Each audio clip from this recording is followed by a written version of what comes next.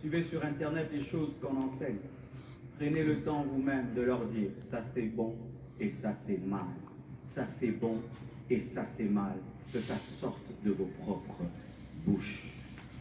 Nous sommes tellement au téléphone qu'on n'a pas le temps de dire aux enfants pas ça et pas ça. On prend l'enfant, on le met devant une télévision et que la télévision l'éduque.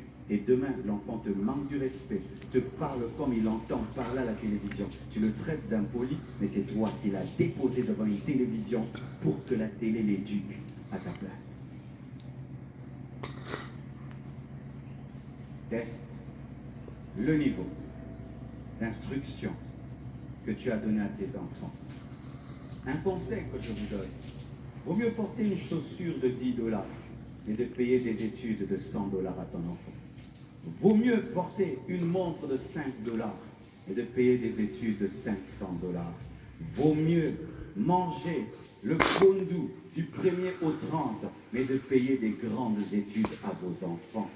Parce que frère, tu peux laisser des maisons à tes enfants, des voitures, mais tout cela peut brûler. Mais ce que tu as déposé dans son cerveau ne sera jamais enlevé. Sacrifiez-vous pour les études de vos enfants. Très tôt, je l'ai compris. Lorsque j'avais très peu, je les ai mis dans des écoles où quand tu payes le Minerval, tu n'as plus rien du tout. Mais ta joie, cet enfant commence à parler anglais. Et il parle anglais. Et tu sens que ça deviendra un enfant international.